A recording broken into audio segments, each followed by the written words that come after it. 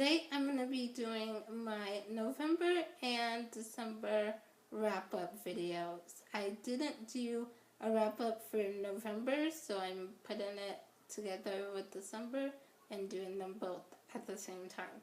So for this, I have 10 books to show you guys, most of which are actually nonfiction. I've been reading a lot of nonfiction lately, so I only have actually 4 fiction books on this list, and the rest are nonfiction. So I'm going to start with the fiction books, and then I will get into the nonfiction. So if you guys don't really care about nonfiction, you can skip the end. But yeah, let's just jump right into them. So the first book that I'm going to talk about is one I actually just finished yesterday, and I loved it. And it's The Rose and the Dagger by Renee Ahdieh, and this is the sequel and final book in the Wrath and the Dawn duology. So The Wrath and the Dawn is the first book, and that is a retelling of 1001 Nights. So I really loved this duology. I really liked the sequel. I gave this 4 out of 5 stars. It really kept me interested from beginning to end. It hooked me in, and I was there was never a dull moment in this book. And so I really enjoyed it. The only reason I gave it a 4 stars was because of something that happens at the end. I'm not going to say what that is because I don't want to get into any spoilers in this. But there is something that happens that I was kind of disappointed with. So that's why I gave it 4 out of 5. But other than that, I thought it was a great sequel and a great ending to this duology. So the next book that I'm going to talk about is The Fifth Season by N.K. Jemisin. And this is an adult fantasy book. I actually just did a full review for this, actually I think last week. So I will leave a link to the review down below. You guys can check out my full review. I gave this a 3.5 out of 5 stars. I went in with kind of high expectations from all of the great reviews that I've heard about it. And so I was a little bit disappointed, but I talk about that more in my full review, so I'll leave the link down below. You guys can check it out. The next book that I'm going to talk about is one that I have been reading for forever, and I am finally done with this book and done with this series, thank God. So that is The Book of Life by Deborah Harkness. This is the 3rd and final book in the All Souls trilogy. And the first one was A Discovery of Witches. The second book is Shadow of Night, I believe. And then this is the 3rd and final book. This series, oh my gosh, these books can be very slow. This one was no different. This was so slow in the beginning and middle, which is why it took me forever. I started this, I don't know, I think in the beginning of 2018, and I just finished it in like November. And I mean, I did put it down for a couple of months and then didn't pick it back up for a while because, again, it's just so slow. It does pick up towards the end, and the ending is better, but I feel like it's still not enough for me to give it a higher rating. I gave this a 3 out of 5 stars. Overall, the series is okay, the book is okay, but I just expected more, especially with the ending, the final battle at the end. Again, I'm not getting into any spoilers, but I will say that that final fight at the end, I wish would have lasted longer. The this whole book builds up to that scene, and then I felt like that moment was just like a page and then we're done. It's like, really? And all this time, everything that's been going on was building up to this moment, and you couldn't have made it last a little bit longer. You couldn't have, made it more intense. And so I was kind of disappointed with that final fight scene, that final battle. And there's some other things towards the end that I was disappointed with as well. But I can't get into those without getting into any spoilers. So I'll say, overall it's an okay series. It's not one that I will ever reread. And thinking about it now more, I gave this a 3 stars out of 5. But thinking about it more, it's more like a 2.5 out of 5 stars. I was just really pretty disappointed with how things turned out in the end. Not that it was a bad ending, it's just, like I said, I feel like the fight scene, the final battle scene could have been longer, and there's some other things I think could have been different. But overall, it's kind of a meh series for me, at least. I know one of my friends loved this series, and I'm glad she likes it, but for me it was just eh. And the final fiction book that I'm going to talk about today is Onyx and Ivory by Mindy Arnett. This is a YA fantasy book, and I really love this. This was probably my favorite book that I read in November, December. I gave this 5 out of 5 stars. This is the start of a fantasy series. I don't know how many books there's going to be, but it's the first book in a fantasy series. And I enjoyed it a lot more than I thought I would. I think the pacing is great. This is one that's hard to put down. Like, I was so engaged and so into the story. I think the characters are great. I love the mystery in here that surrounds Kate's dad, which I forgot to even tell you guys what this book is about. So this is about a girl named Kate whose dad was arrested for attempting to kill the king. So her dad was put to death, so she had to basically flee from her home, and she goes to this small town and makes a fresh start there and is working in that town. And then one day the prince, who is Kate's childhood best friend, he's also the son of the king who her dad tried to kill. And he shows up in the town that she's in now. And from there, things get really interesting. And Kate starts to discover secrets that her dad had been hiding. And so I really enjoyed this one. Like I said, I gave it 5 out of 5 stars. This surprised me. I loved it a lot more than I thought I would. So I definitely can't wait to pick up the next one. I talked about the next one in my most anticipated books of 2019 video. I'm really excited to pick up the next one and see what happens from here. So that was it for my fiction books. So the rest of these books are all non-fiction, and most of them are business books, business-related books. So I'm just going to jump right into it. The first 3 I'm going to show you are actually from my Igniters mentoring group that I'm in.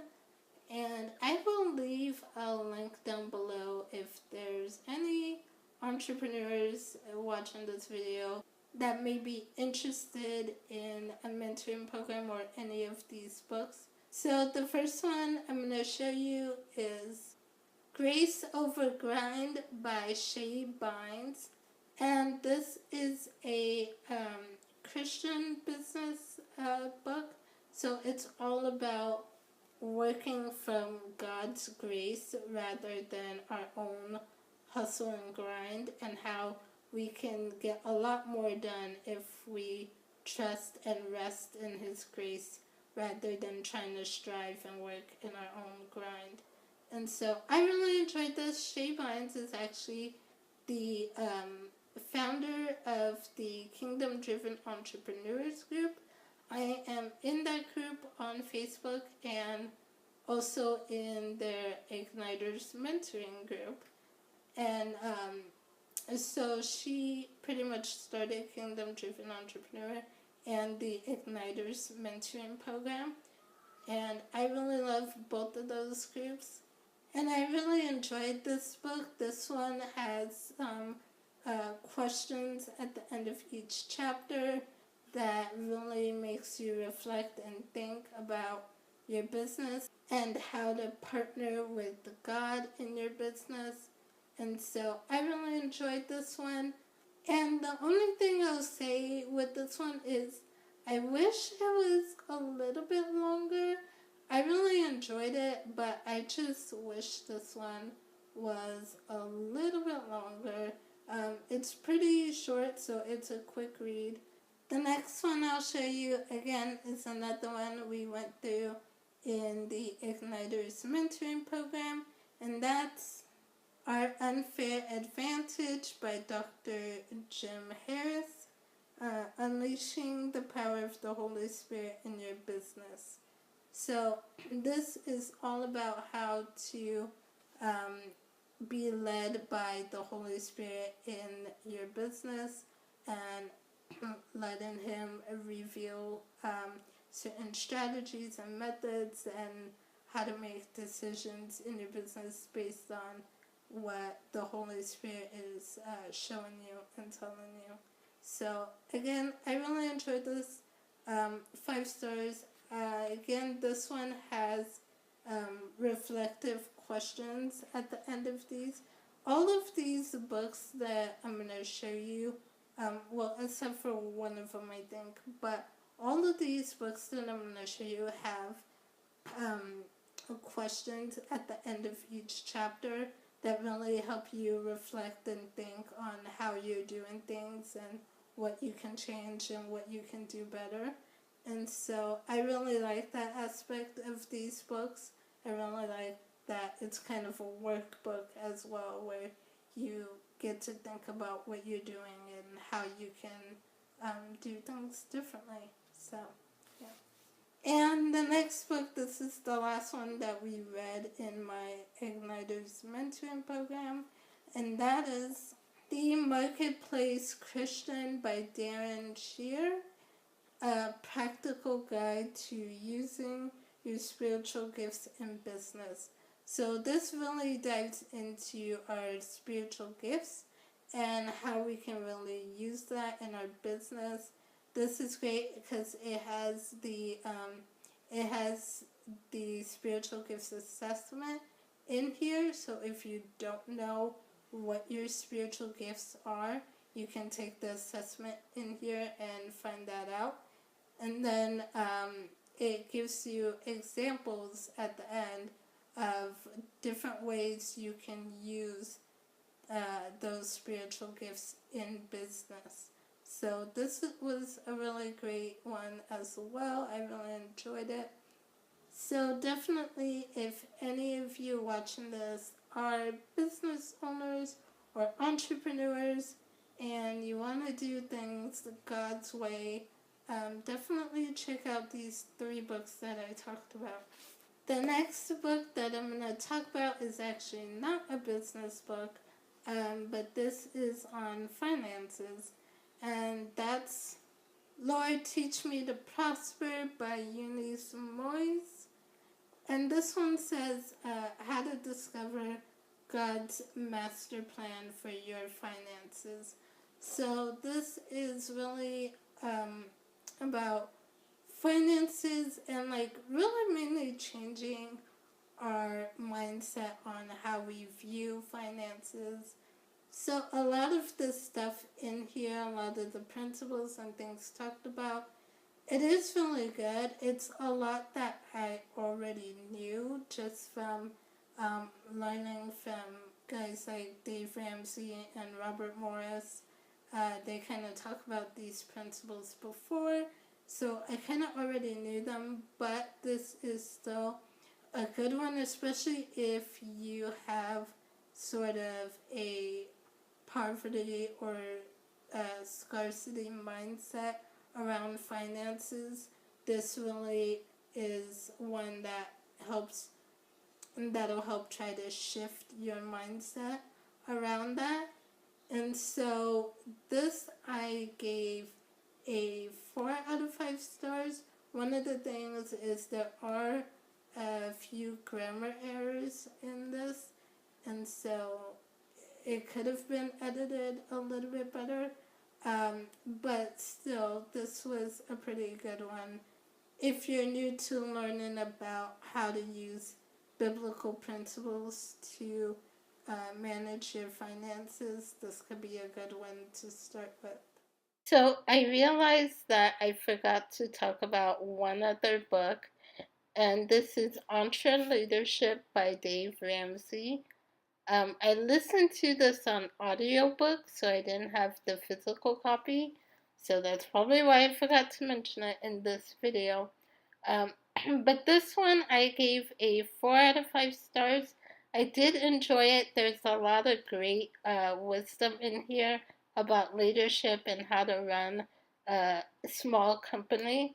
The only thing I think is the writing style isn't really for me.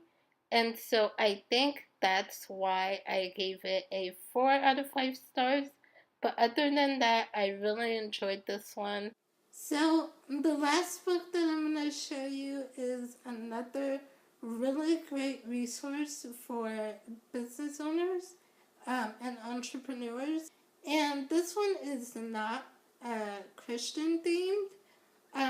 The author does talk about her faith a little bit in this one, and she does mention God, but it's not as much as the first 3 books that I showed you. So if that's not your thing, then I would definitely recommend this one as a resource because it's a really good one. So the book I'm talking about is Business Boutique by Christy Wright.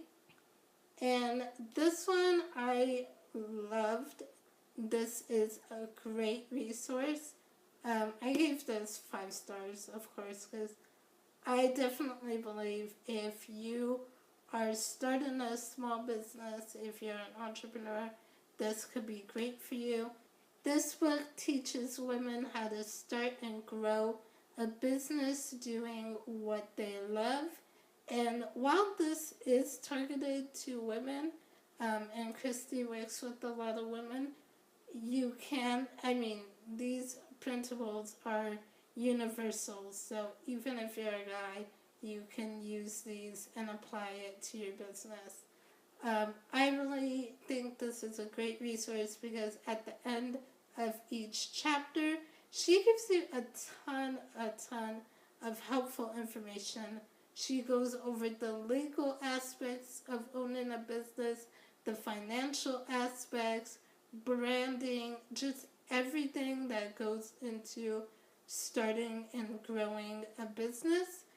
And at the end of each chapter, she gives you action steps and questions to fill out to help you with developing your business plan. I highly recommend filling out those the questions and action steps at the end of each chapter, because if you do that, then by the end of this book, you will have a fully fleshed out business plan developed.